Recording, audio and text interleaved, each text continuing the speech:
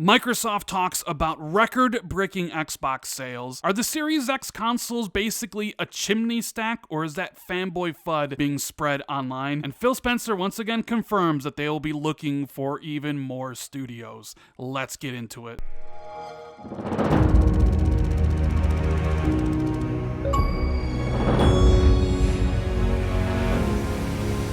What is going on, everybody? It's Randall Thor 19, the man with the million, back again with another video. Hope everyone's having a great day, and if you are, can you please hit that like button, subscribe to the channel if you're new, and share this video out on social media. I really appreciate it. Thank you guys for all the support. I know it's a very exciting week, November 10th, the launch of the Series X, and today the PlayStation 5 released in North America. I just got my console about 30 minutes ago, and I can't wait to hook it up, but I wanted to make a video for you guys today.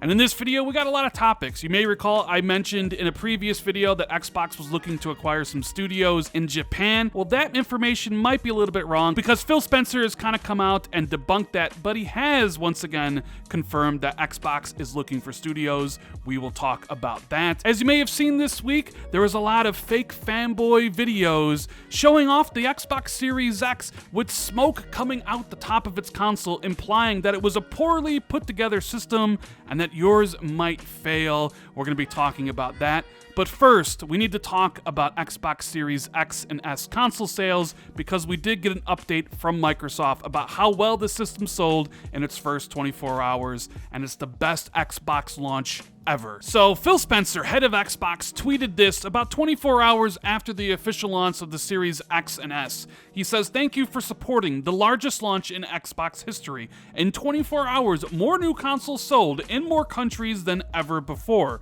We're working with retail to resupply as quickly as possible. You continue to show us the connective power of play is more important than ever." Having the best Xbox launch ever is a pretty damn impressive achievement when you consider everything that has been going on in the world for the past year. We have a raging pandemic that affected how the teams at Xbox were able to build the Series X and S and test them, not to mention the assembly lines overseas building those systems to try to meet as much demand as possible for the ravenous gamers this holiday who wanted to buy these systems. And then of course you got to factor in the elephant in the room, which is the Xbox Series X and S is just one cog in the machine. It's not the entirety of Microsoft's plans moving forward. You don't need to get the Series X or S to play Xbox exclusives. They're all on PC. They're all going to be on mobile via iOS and Android. And a good portion of games for the next couple years from third party will also be on the Xbox One. So you talk about the pandemic, you talk about the high price point at $500 for the Series X,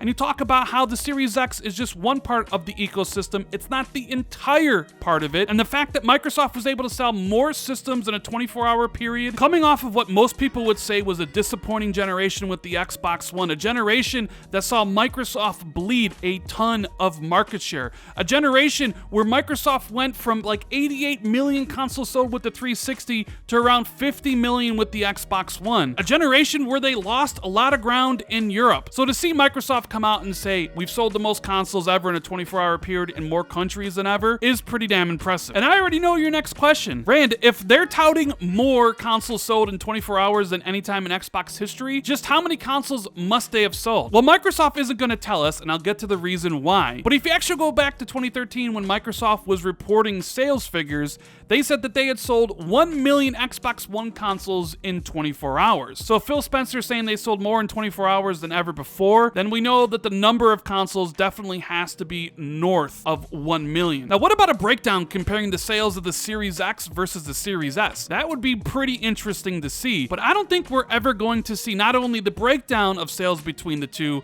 but the total number of sales for these consoles going forward ever. And here's an article and interview with Phil Spencer explaining why. Game Pass and cloud gaming are Xbox's focus now, he says, but not to the exclusion of consoles, at least not yet. Quote, "Hopefully our focus supports all the models that are currently out there, from retail to free-to-play to subscription," he says. "I think that diversity of business model is one of the key differences between what we're trying to do and what happened in music, where everything shifted all at once.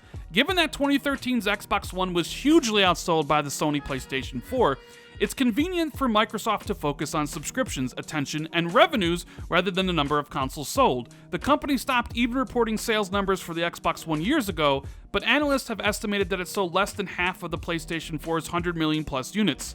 Spencer knows how many Xbox Ones were sold, but he sticks to his guns and won't tell me. I know it seems manipulative, and I'll apologize for that, he says, but I don't want my team's focus on console sales. The primary outcome of all the work that we do is how many players we see, and how often they play. That is what drives Xbox. If I start to highlight something else, both publicly and internally, it changes our focus. Things that lack backwards compatibility become less interesting. Putting our games on PC becomes a reason that somebody doesn't have to go and buy an Xbox Series X. I'll hold fast to this. We publicly disclose player numbers. That's the thing I want us to be driven by, not how many individual pieces of plastics did we sell. And what about if the Xbox Series X and S vastly outsell the PlayStation 5? Will he start talking about console sales again if that happens? Quote, I can promise you that I won't do that, he answers. Quote, in the last year we've had Google and Amazon and now Facebook announcing they're coming into our gaming space. I'm not gonna go compete with their numbers based on how many Xbox Series X's I've sold. Google is never going to talk about how many Chromecast Pros they sold. They're going to talk about how many players they have. I think the people who want to pit us against Sony based on who sold the most consoles lose the context of what gaming is about today. There are 3 billion people who play games on the planet today, but maybe only 200 million households that have a video game console. In a way, the console space is becoming a smaller and smaller percentage of the overall gaming pie. If you've been listening to the channel for quite some time, I've been saying exactly this. Microsoft isn't focused on the number of consoles that they are selling, because Xbox Series X and S are just one part of the entire ecosystem. It's all about the number of players, all about the number of people who are subscribing to Game Pass. And I know a lot of people don't like hearing this, but Microsoft's goal is to reach 3 billion players via mobile, via PC, and servicing their console fans. But the Xbox Series X and S is just one way into the Xbox ecosystem. There are many ways. So yes, putting your exclusives on the PC and putting your exclusives on mobile does take away some of the need to buy the Xbox Series X. But that's not where Microsoft's focus is. They're focused on how many players are playing in the ecosystem, not how many consoles that they've sold. Now, switching gears slightly, if you recall, my video on Tuesday was about how Xbox was looking for more studios to add to Xbox Game Studios, and they were directly targeting developers in Japan, big and small. Well, Phil Spencer has kind of come out and said that isn't true. GameSpot asked him, hey, there was a report recently from Bloomberg which said that several Japanese-based devs have been approached about acquisitions. Is there any truth to that? Phil laughs and says, I don't think so. We're usually not out there. I say, I don't think so because I'm not in every meeting that every team has. But I'll say not for me. You know, most of the opportunities we've had to date have been a long-lasting relationship. And so I don't think we're out there with our business cards, throwing them out on the corner trying to find people.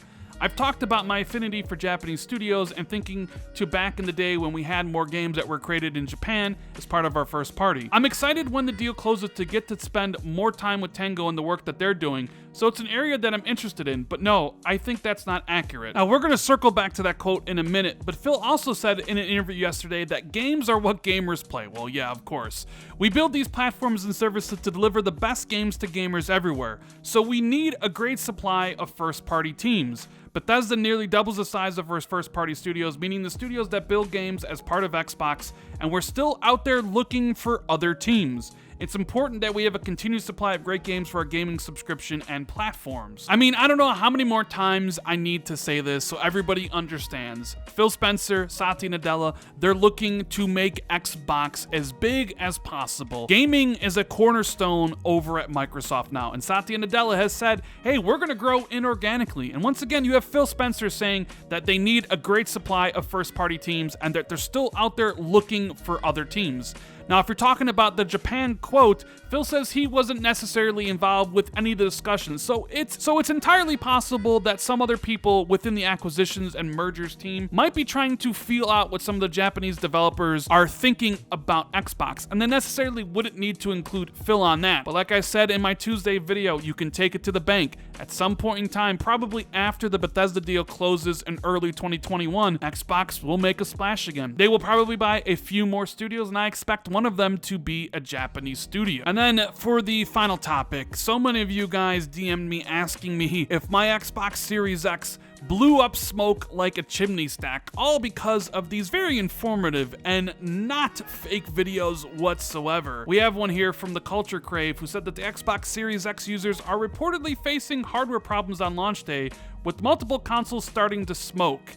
Now, of course, consoles are prone to having issues, especially launch consoles. There are some legitimate reports that the Series X disk drive doesn't work well, and I'm sure there will be plenty of Xbox Series X and S consoles that just kind of brick. That's kind of what happens with new technology. It's always between 1% and 3% of the total number of hardware that releases, right? But this video, from the very beginning, I knew was completely bull. It looks like vape smoke. The problem is it's completely fake, and fake news travels and gets retweeted way more quickly than something that is true. So you can see here, this tweet has been retweeted something like 25,000 times. And this video of an Xbox Series X smoking has been seen 3.3 million times. But like a user kind of showed off here in the tutorial how to make it happen, all you gotta do is buy a vape, blow the vape into the bottom of the Xbox, feel proud of the smoke you created, and post it to Twitter and profit. It got so freaking bad that the official Xbox account literally had to tweet out,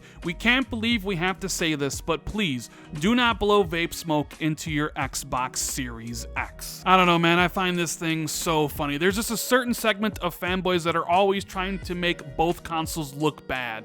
About a month ago, you remember all the fanboys saying that the Series X was overheating, that if you touched it, it would burn your hands, only to find out that the Series X actually runs cooler than the PS4 Pro as well as the Xbox One X. And they want us to believe that the Series X is blowing smoke through its vents like that? Like, come on, bruh. Anyways, guys, that's the video. Let me know what you think about all this stuff in the comments below. And as always, if you enjoyed it, make sure you hit that like and subscribe button.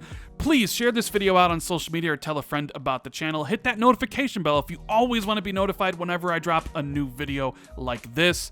If you want to support the channel even further, you can hit the join button where you get access to channel badges and emotes for the Xbox 2 podcast we do every single Friday with Jez Corden from Windows Central. Thank you guys so much for watching and taking the time out of your day to check out the video. It really means so much to me. And I'll see everybody in the next video.